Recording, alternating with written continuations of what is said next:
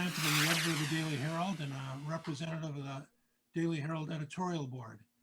Today is September 18th, 2020, and welcome to this Daily Herald Shaw Media joint interview with the major party candidates for the U.S. Senate in Illinois.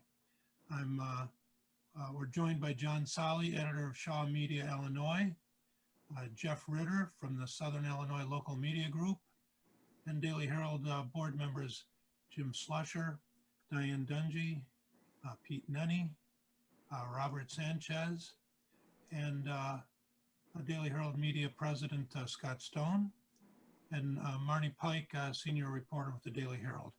We welcome the candidates, incumbent Dick Durbin, the Democrat, and Republican Mark Curran Jr.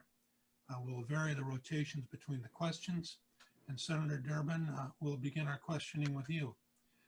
The president today was expected to sign an executive order, maybe he already has, mandating quote unquote patriotic education, challenging apparent moves by school districts in different parts of the country to move towards education based somewhat on the New York Times 1619 project, which tried to incorporate greater prominence for the role slavery has had in the country's history and the legacy of that slavery. What's your view of the executive order? What's your view of the whole debate between different points of view in terms of what our history is? That executive order sends a shiver down my spine. If you're a student of history, this is one of the most outrageous things that an authoritarian leader does. They decide we've got to re-educate our kids. We've got to rewrite history in the way it's being taught. And to me, this is something that America ought to be very wary of.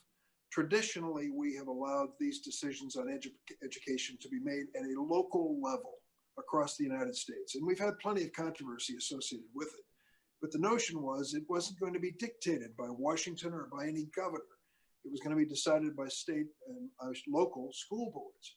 In this case, the president wants to change the topic of history as it's being currently taught.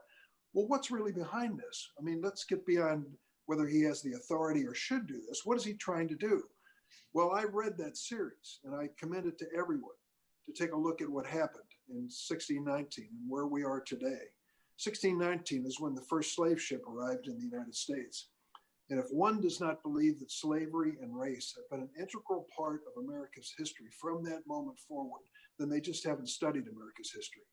The fact of the matter is that our Constitution, and we swear to uphold it, we venerate this great document, was just flat out dead wrong when it came to the issue of slavery written by our founding fathers. And we know that today. We even fought a civil war over that issue. And for the president to decide that this is the wrong way to teach history is for someone else to be deciding what is the right way. I couldn't disagree with them more. We have got to come to grips with the reality of racial injustice in America today. Do it with eyes wide open. The fact of the matter is discrimination still exists. If you doubt it, take a look at that 8 minutes and 46 seconds with George Floyd. If you don't think that is evidence of an outrageous exhibit of excessive behavior by law enforcement, I don't know what is. And the same thing is true with Jacob Blake, and the same thing is true with Breonna Taylor, and the list goes on and on. We have work to do in America. Our law enforcement, I know them, I've worked with them. They are by and large good people who put on that badge for the right reason every single morning. But in their ranks are people who should not wear a badge and should not carry a gun and ought to be taken away from this authority that they currently have because of their own problems and prejudices. I want America to be a better nation with freedom for all, and this presidential edict, in my mind, is exactly the wrong thing to do. Okay, Mark Curran. So you look at what's been transpiring in our country for some time now in the riots in the street, in all the big cities across America. You look at the statutes coming down, you look at the mob rule, you look at the cancel culture and the attempt to rewrite history. I think that's a very bad direction. Human beings are fallen and we have a flawed nature. So does racism exist? Absolutely. Has racism existed throughout American history? Sure.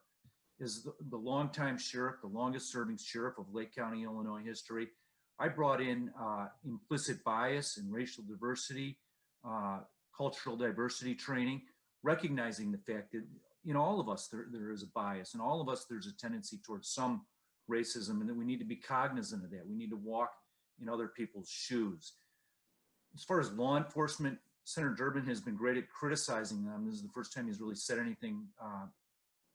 Today is the first time I've heard him say anything nice about law enforcement, at least in a very long time. Law enforcement is doing a great job by and large, and they're not acting in a racist manner. There's just bad police officers. There always will be. Similarly with our military, America is a great country, and a lot of people died for this country, and we need to recognize that, and that needs to be taught. And whether or not there was faults within our founding fathers, certainly there were, no doubt about it. But the Declaration of Independence clearly spells out that all men are created equal, and that our justice applies, our system applies to all men. And I think that needs to be continued to be taught. It needs to be continued to be emphasized, and we don't need to rewrite history. Curran, the president has also said that the election of Joe Biden will lead to the abolition of the suburbs, and this is really kind of focused on affordable housing and zoning in the suburbs. What's your position on that? I mean, he has suggested that these zoning issues will bring more crime to the suburbs. Is that true, or is that dog whistling? When you look at what's transpiring right now, the police powers fall primarily with the states. In these big cities, and I've made recommendations, and I'd love to go into them if you have a second, but essentially what we have is a big city mayor picks a police chief or a police superintendent, and then they've got them under their finger. And when they tell them under their thumb, when they tell the chief to stand down, they stand down. When they tell the chief that I want 3 dozen police officers that should be on the south side in front of my home, you have 3 dozen police officers in front of the mayor's home. And essentially, so we need to get mayors, we need to get city councils, village boards out of policing. We need to give it to a third-party entity that's able to regulate them.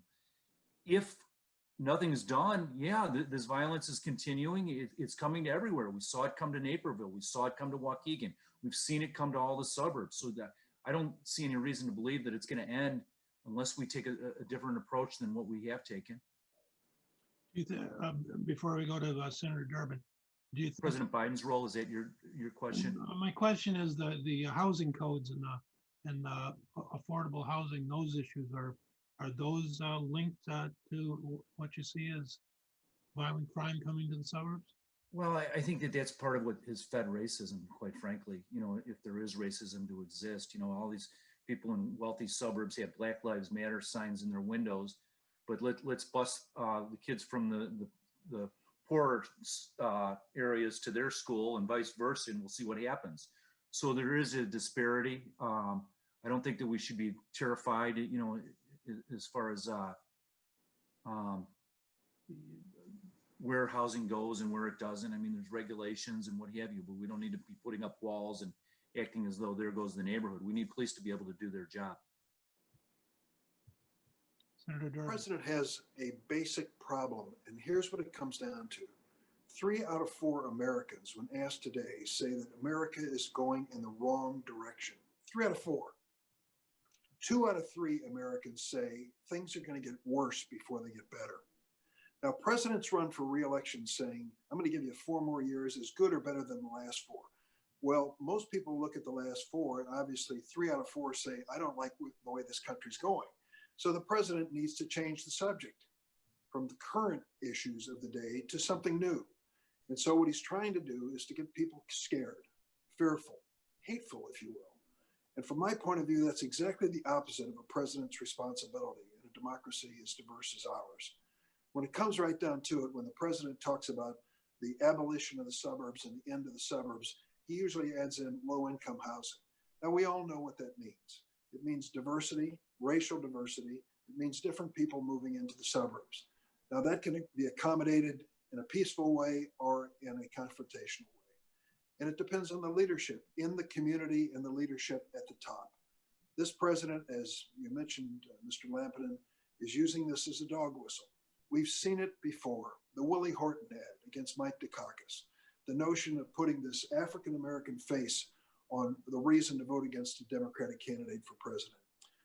To me, it's as low as it goes in American politics. And it really just feeds the kind of instincts that most of us try to suppress. We just don't want to see these happening. And yet the president is trying to make a campaign of it. The good news is it's not working. It's not working because of two things. Americans are aware of videotapes and DNA. That has changed the whole American conversation about justice. It's no longer a question. Well, what happened to this fella that was ended up losing his life on that curb in Minneapolis? We saw what happened for 8 minutes and 46 seconds.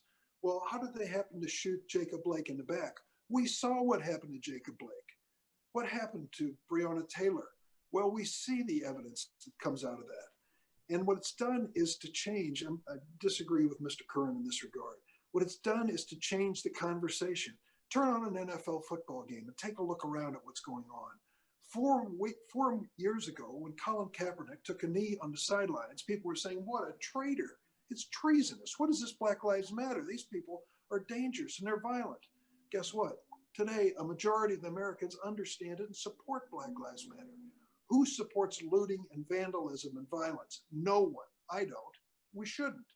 But when people gather, and I've seen peaceful demonstrations gather all over our state on Black Lives Matter, it is because they want to put an end to racism in our time. They don't want their children to live under the shadow of it. This president believes he can be reelected with that message. I think it is the lowest common form when it comes to politics. I'm sorry that he's doing it. It's not working, thank goodness. The American people are not, they don't want to go back into this division and fear that he's trying to peddle.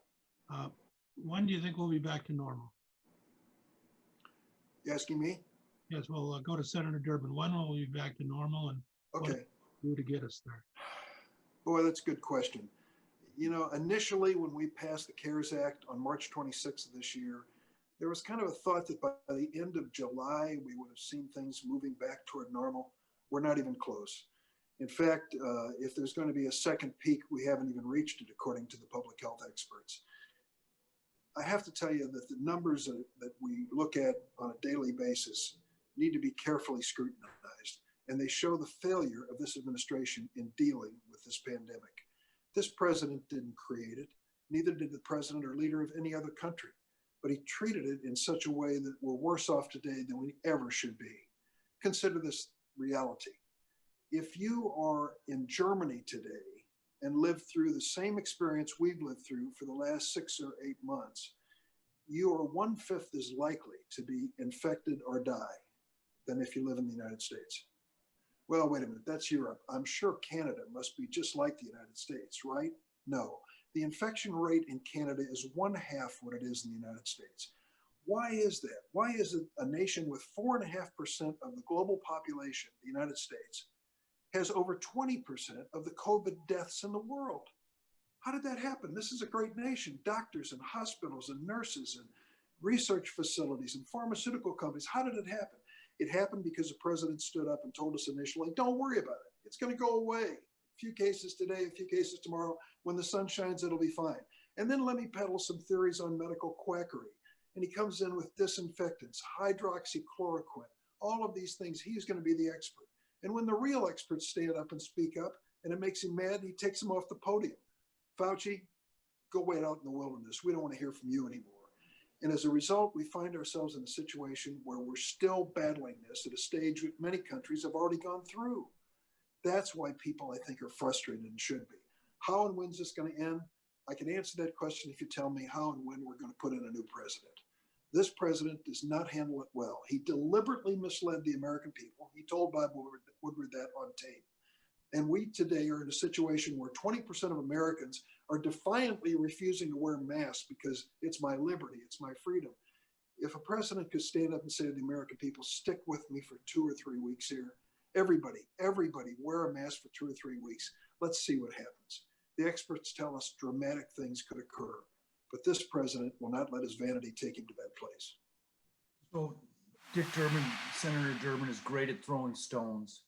Senator Durbin It was you, not President Trump, that referred to our soldiers as Nazis. It was you that called the only Black Republican in the U.S. Senate's idea a token idea regarding criminal justice reform. It's you that continues to put police officers on trial time and time again without the facts being released. It's you that's working very hard to divide America with your partisan nonsense and your innuendos and your garbage half-truths and untruths. So when will the pandemic go away? I think we're waiting, obviously we're waiting on a vaccine.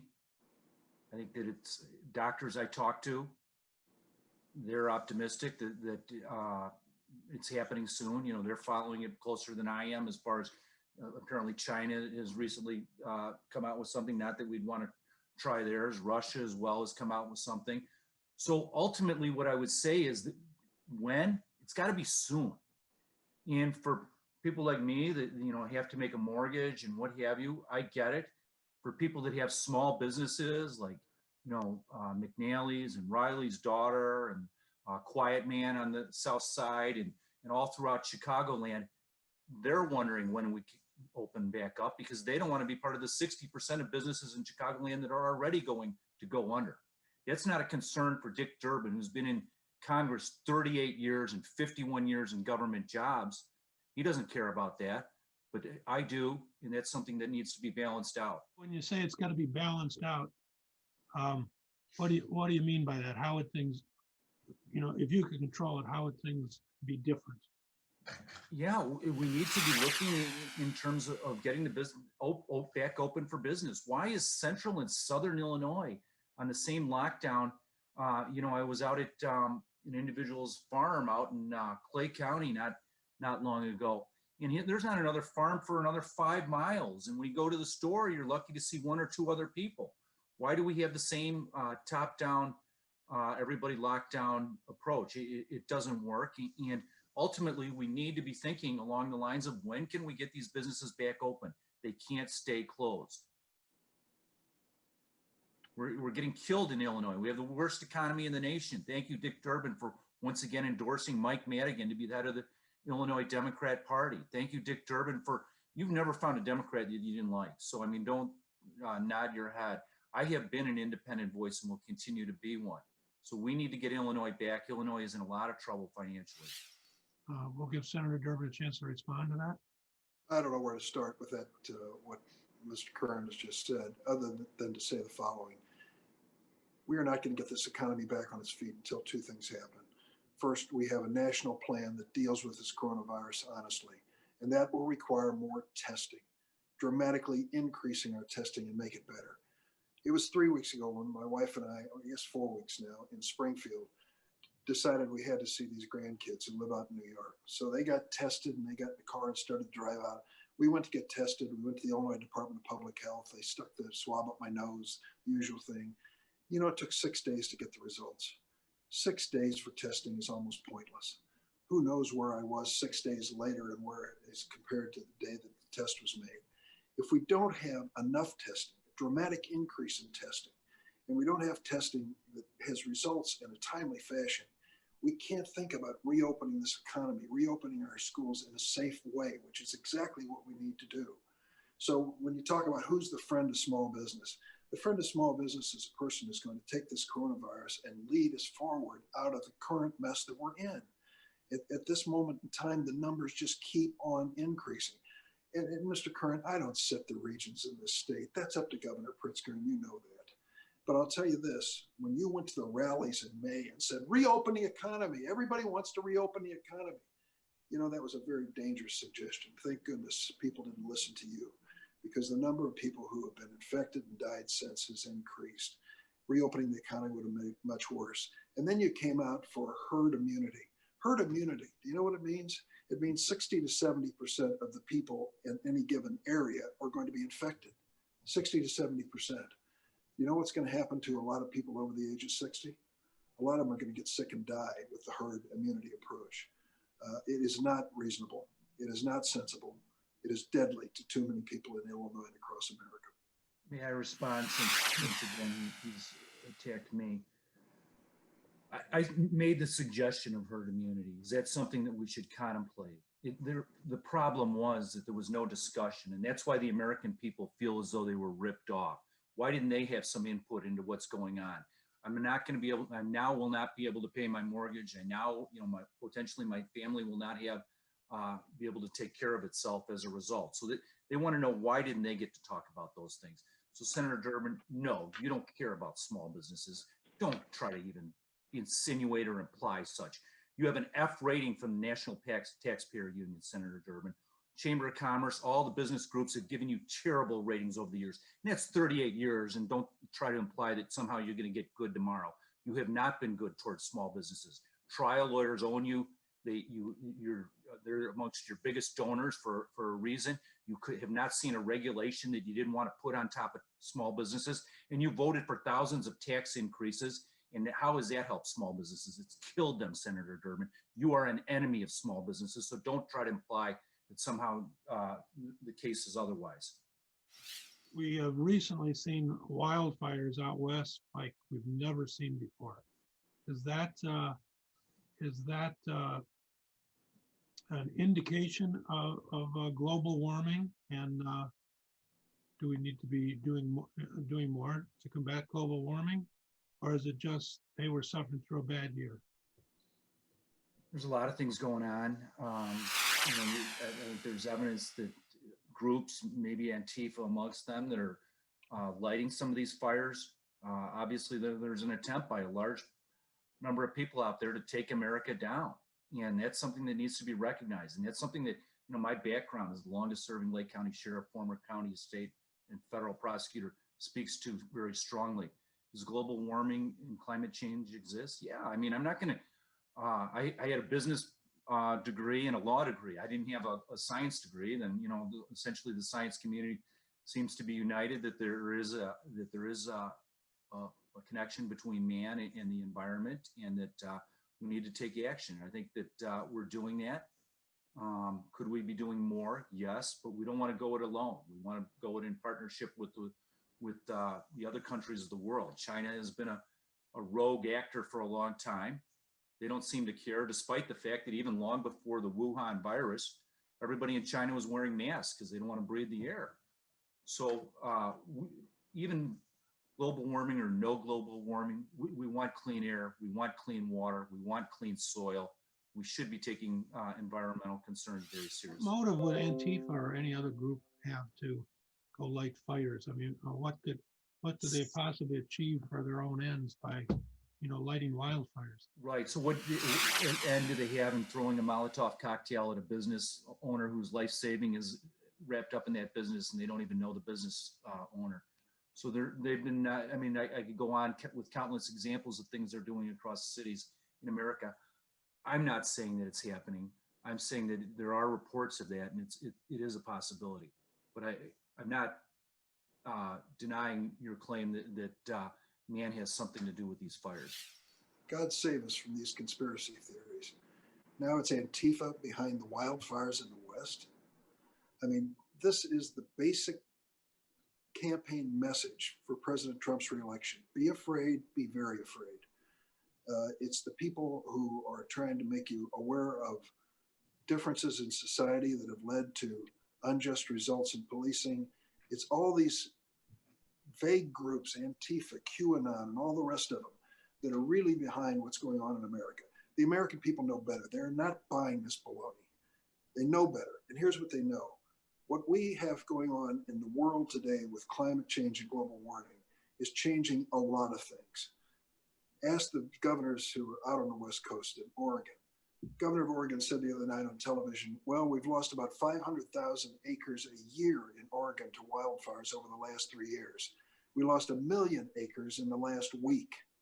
So this is not some usual event. It is extreme conditions that have been created, unfortunately, by some of our conduct on Earth. And it's not alone. It was the flood last year in the growing season in Illinois. It's a succession of 5 different hurricanes in the Gulf of Mexico. Things we've never seen before are coming at us in directions we never anticipated. Now, for Mr. Curran to say he believes in science, I sure wish the president would say that. When it comes to coronavirus and global warming, this president's in denial, real denial. He was just asked a few days ago when he went out there to take a look around. And he says, well, you know, science has not really made up its mind on this global warming thing. Yes, it has. It said that the greenhouse gas emissions are contributing to a lot of things that are not good for our future. What did this president do? He withdrew the United States of America from the Paris Climate Accord. Now we are the only nation on Earth that is not part of the Paris Climate Accord, which is destined or designed to reduce greenhouse gas emissions dramatically by the year 2050. We're the only nation on Earth that's done it. How can we be credible in this situation? We should be part of the solution. Do the Chinese get it? They get it. Do you know that half the electric vehicles in the world are in China? Do you know that 70% of all the battery technology we need for the future electric vehicles are being made in China? Did you know that 80% of all the solar cell hardware is being made in China? They get it and they see the future. We've got a head in the sand president who ignores it. Yes, climate change is for real. Global warming is for real. We're paying a price for it now, and we need leadership that recognizes it. So, Senator Durbin, I spent a long time in the business of recognizing evil, and evil does exist, and people do evil things. And you seem to not have recognized that, with no voice on anything that's going on as far as the violence in all these cities in America. It's real. It's coming. It has come to America, and people are afraid, whether we want that or not. With regards to President Trump, we're not running against President Trump. I'm running against you, Senator Durbin. And you want to make this about President Trump, but he's not on the ballot for United States Senate. People see the divisions in the country. They're also frustrated by the lack of Washington being able to work together between people being able to work across the aisles. I don't know if they used to work across the aisles better, and that's or if that's just a romantic recollection of the past. But what has to be done to make Congress work better? What's got to be done? Are there systematic things that could be done to help encourage better collaboration and working together? Well, a lot of it's personal, and each member has to decide how they're going to chart their course politically. In the President's State of the Union address this year in January, which preceded, of course, the whole coronavirus pandemic, the President pointed to a piece of legislation which he just signed. The legislation was the One Step Act, First Step Act, I should say, and it was criminal justice reform. It was a bill the President signed, and it was one that I sponsored with Senator Grassley of Iowa. Republican, Democrat, a bill on the President's desk. He signed it, and he talked about it in his own State of the Union address, pointed to it with pride. It's an example of bipartisanship. Another one was immigration reform. Did that with John McCain. We put that together in a gang of 8 a few years ago, passed it in the Senate with 68 votes. It can be done, and it's being done. When it came to the CARES Act that we passed on March 26th of this year to deal with the coronavirus, that bill passed 96-0. Democrats and Republicans came together. And I might say it's been more direct assistance to small business than any single thing that's happened in the last few decades. I was glad to be part of that. It can happen. If you want to know what the underlying issue is and problem, I would say politics is different today than it was 10 or 20 years ago. But one thing is certainly obvious. It is dramatically more expensive than it ever has been. Citizens United decision by the Supreme Court that said that corporations should be treated as individuals and give unlimited amounts of money, I think was a wrong decision. I don't believe that was in the best interest of this country. I've got a bill for public financing on campaigns to reduce the amount of money in campaigns and the length of campaigns. I think that would move us a little bit closer to working together. Mr. Curran? With regards to campaign finance reform, I would be in favor of that as well. Senator Durbin has done very well, taking money from the biggest corporations, the wealthiest individuals. Before he talked about China, Senator Durbin has been a big part of the reason why China is where it's at right now, watching jobs shipped overseas, supporting NAFTA, supporting trade breaks for China, killing the American workers in the process. Senator Durbin is done great by China, no doubt about it, but China has not done great by the United States, and it's a big problem. with regards to what needs to be done to make Congress work better.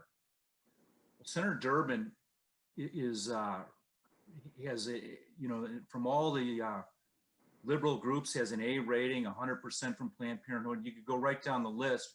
He has an F rating from the American Taxpayer Union.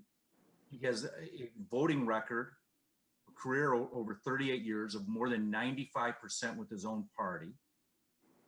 He'll find somebody once in a while that he wants to be friends with, a John McCain or what have you, and I commend him on that. But by the same token, Senator Durbin is a far left partisan.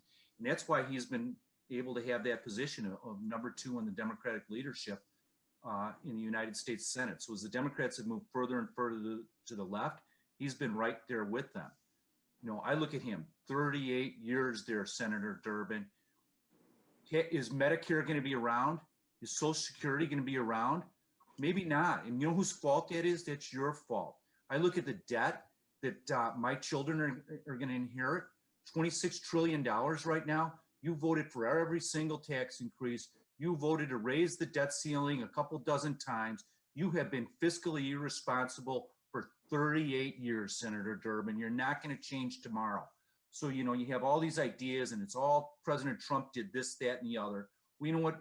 President Trump's only been there for a handful of years. You've been there for a lifetime. You want to respond to that, Senator? I want to go back to a broader question. That is, what do you see as the most important issue in the race? And why is it that you're running? You know, you could be doing all sorts of other things with your time, but you're running for the Senate.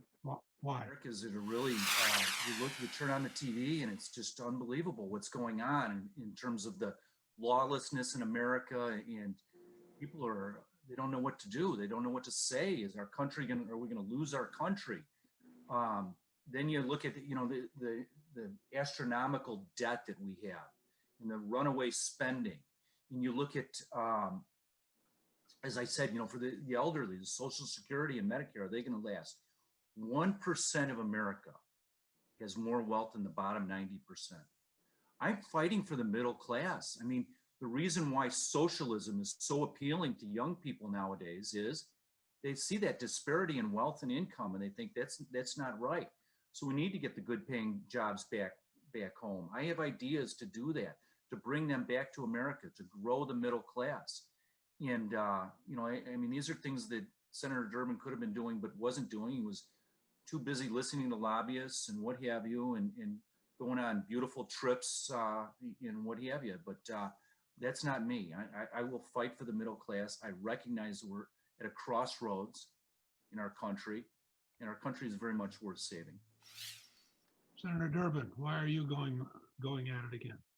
Well, let me tell you, I want to be there because I think there's a substantial change in America that's about to take place. If I'm right and the man I support for President Joe Biden is elected, we're going to have a chance to turn this country around in the right direction. I want to be there for that. First and foremost, to deal with coronavirus in a responsible way. When Joe Biden stood up and said everybody should wear a mask, it was exactly the opposite of what the president said. But everyone knows he's right, and the public health experts support him. It's not popular with everyone to make that suggestion, but presidents, when they lead, have to say things that aren't popular, that are in the best interest of the United States. Secondly, I think there are things that need to be done when it comes to not only repairing this country, but reuniting this country. I know Joe Biden. Yes, I've served with him for a number of years, Mr. Curran. That's for sure. I'll tell you something. There's no more compassionate, caring person I've ever met in public life. If there was ever a moment in our history when we need someone who would calmly reach out and try to start binding the wounds of this nation, it is now. Joe Biden will do it. Donald Trump will never do it, and we know that for sure. I also want to make sure that when things are decided in the future, as they will, that Illinois has a seat at the table. My seniority has been lambasted here, and I understand that when I was a newcomer, I used to do exactly the same thing. But I'm in this position now in the Senate to help the state of Illinois. I've done it. I'll continue to do it all across the state, from Southern Illinois all the way up to Chicago and beyond. And let me just say one thing in closing as well. I'm not apologizing for my life in public service. I sit and watch these men and women come before me who are seeking judgeships, and they file financial disclosures, and I look at them And I think to myself, they've did pretty well for themselves. They've done pretty well. I decided that wasn't my ambition in life, to see how many dollars I could accumulate or toys I could put together, but to try to be involved in public service. And I've done it. It's true, it's been 38 years, but each and every time the voters had to make the decision that they wanted me to continue. That's the way it should be. And that's the way it is this time with this election.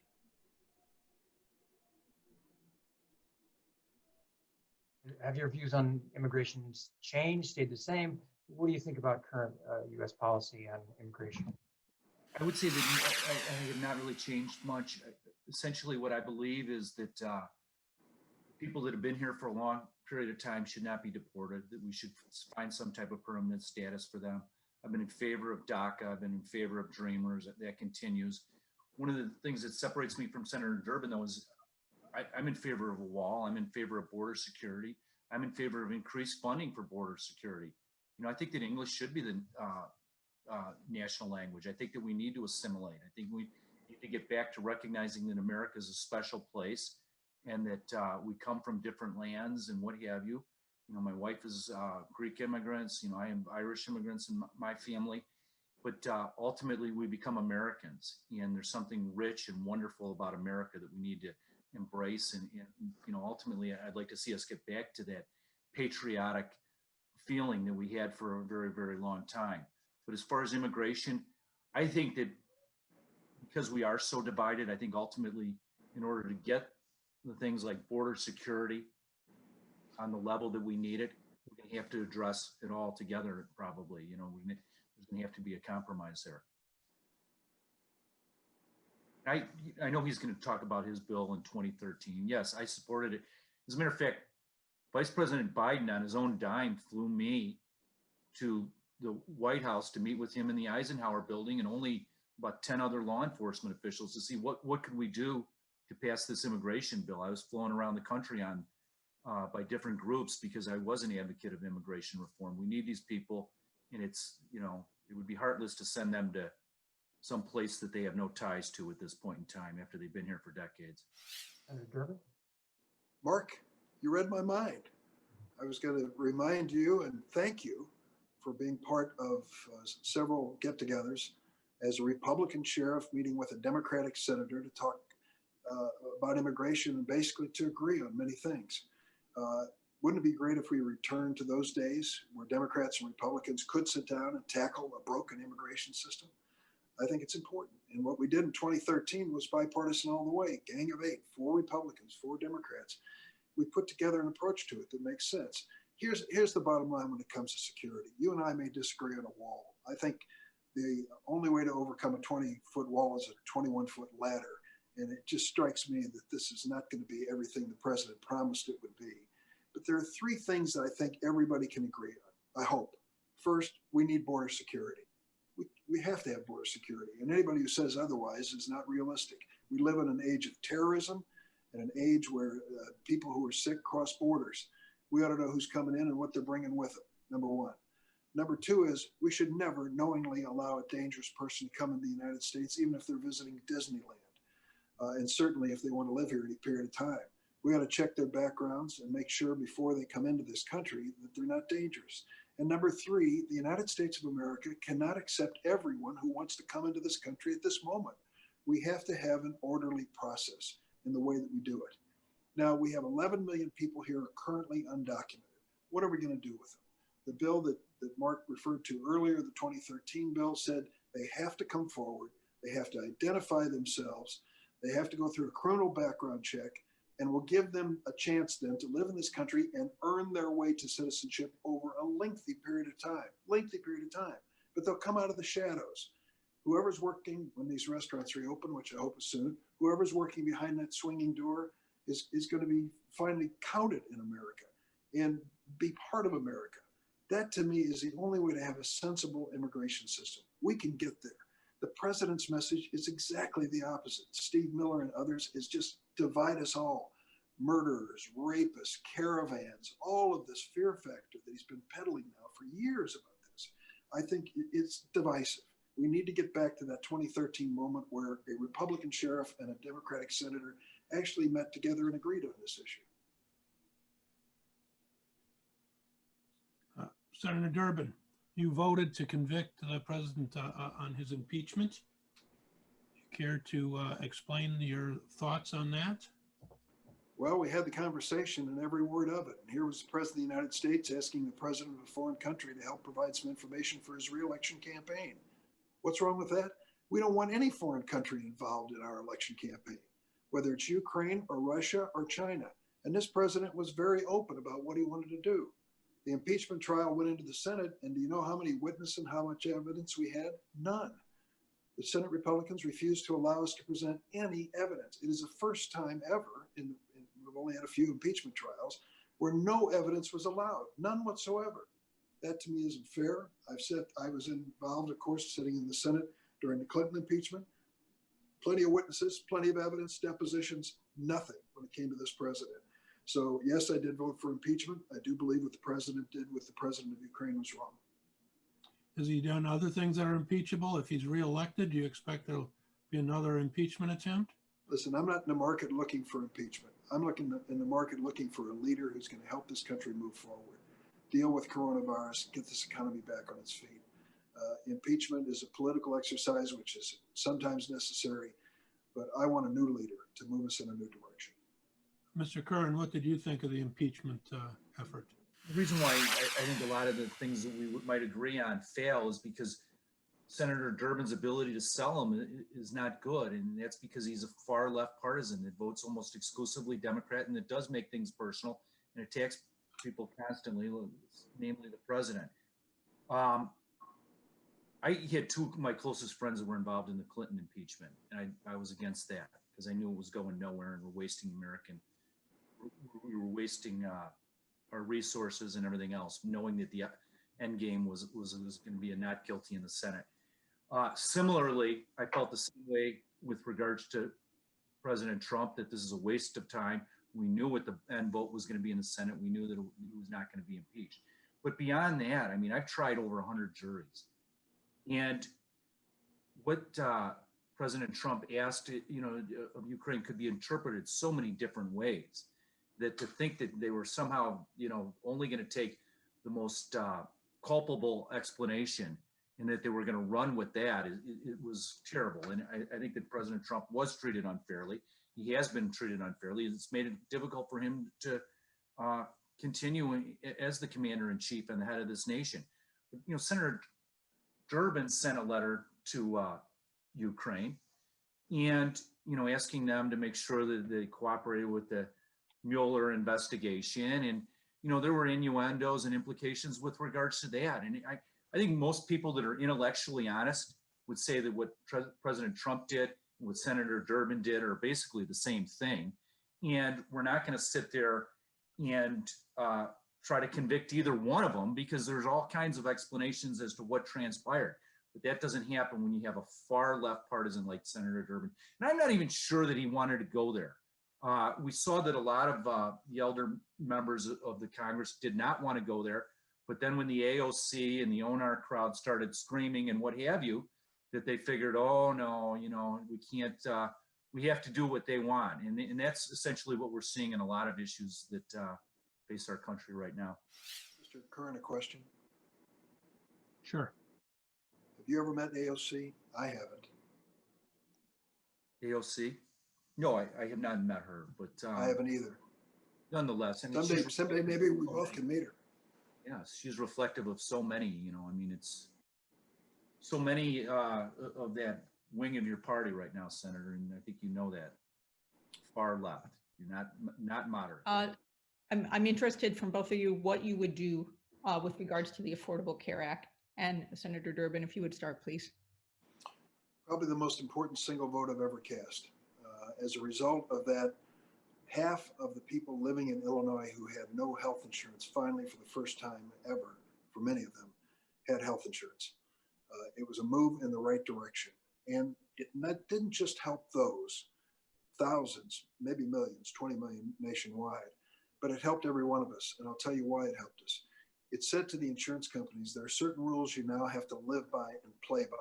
One of them is you cannot discriminate against a person because he or some member of his family has a pre-existing condition. Secondly, there can be no lifetime limits. Third, you've got to allow families to keep young people on the health insurance until those young people reach the age of 26.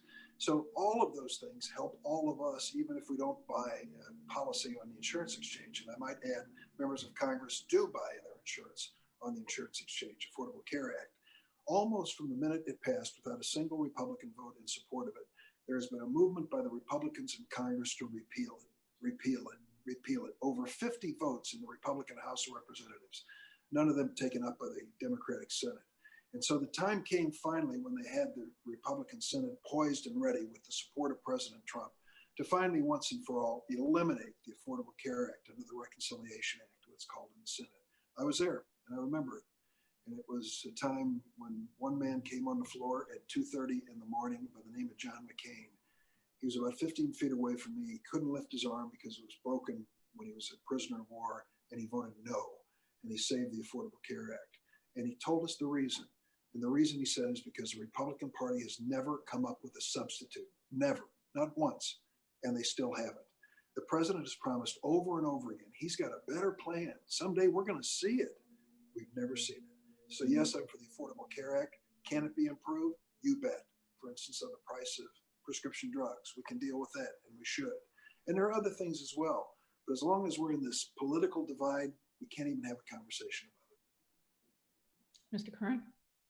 So obviously the legislation is tens of thousands of pages long, and I think that we'd have to study it in detail to know what is worth keeping and what is not.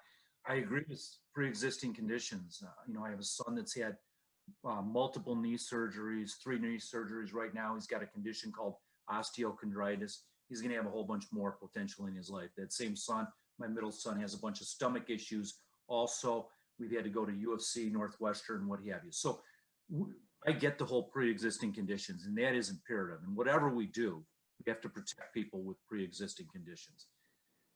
Obamacare, there were so many promises that didn't happen with regards to that. You'll be able to keep your doctor. That didn't work out so well, Senator Durbin. Conscience protection. We know what happened with the Little Sisters of the Poor. That didn't work out so well, Senator Durbin. We know that ultimately the overall cost was far more than it was, and with limited dollars and what have you. How does that impact Medicare and Medicaid? So there's a lot of things that were wrong about that. I think where Senator Durbin and I are in agreement is that we'd like to see everybody have health care coverage, and there's probably about 9% that doesn't qualify for Medicaid, but is right around the poverty level nonetheless. And maybe that, that's something that we need to look at in terms of increasing Medicaid. We do not want single payer health care. That is the direction that so many of the advocates of the Affordable Care Act wanted, including the president. And I'd have to think that Senator Durbin, you probably want that too, whether you're going to tell us that or not. Single payer will destroy us. And America, despite its problems, has the best health care system in the world, and we need to maintain that. And it's because we get the best talent, the best doctors and the best technology and the best run hospitals and what have you. There's a lot of things that could be done, obviously, to lower the costs. And it's not just with the Affordable Care Act, but with healthcare in general. We want to give each of you 1 minute for kind of the closing case, your case in terms of, why they should vote for you. And since we started with Mr. Durbin first, we'll start with Mr. Curran on this. So I believe that I am uniquely qualified for this moment in time, this moment in history.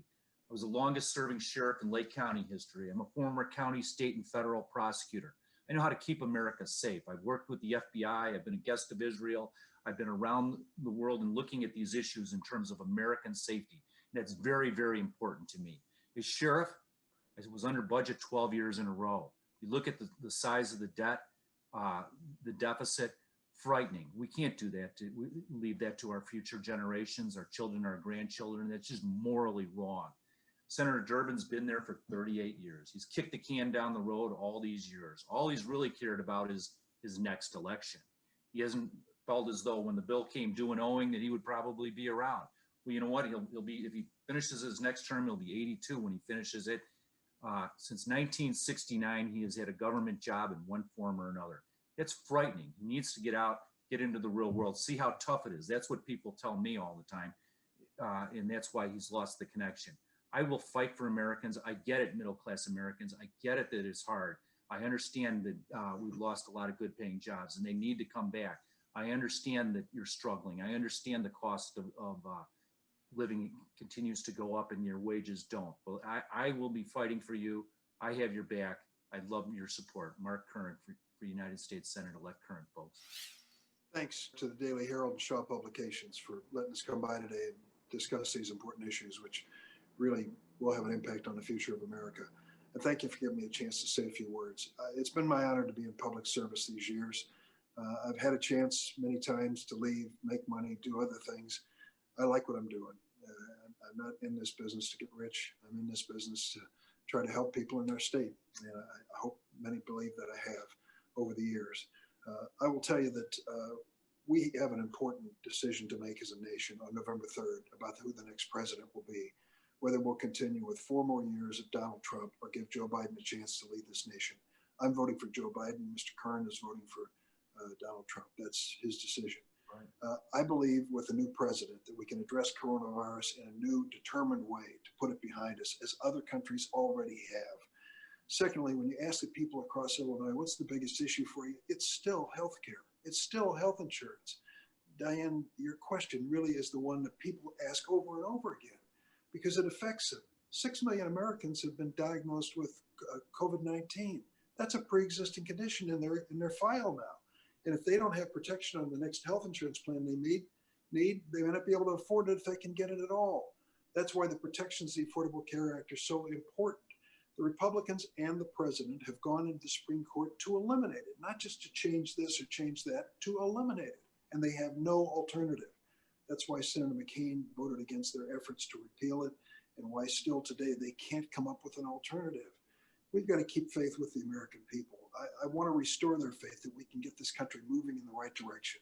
We're going to go through some dangerous, tough, perilous times, and a lot of people are going to get hurt in the process through no fault of their own. My job is to try to relieve that suffering where I can and give them another chance. That's why I voted for the bipartisan bill that gave over 200,000 loans to small businesses across the state of Illinois and across the United States, millions of those loans to give them a fighting chance. I want to be there for that purpose. Thanks. Okay, well, that concludes today's interview. We want to thank Mr. Curran and Senator Durbin for their time and their participation. Good luck on your campaigns. The election is November 3rd. Early voting begins next Thursday, September 24th. That's when that will include mail-in voting this year. We encourage all voters to research the candidates and the issues in all the races and to make use of the Daily Herald and Shaw Media and the Southern Illinois Local Media Group as part of that research. Ultimately, informed voting is the most sacred obligation a citizen has in the democracy. Thank you for watching and stay well.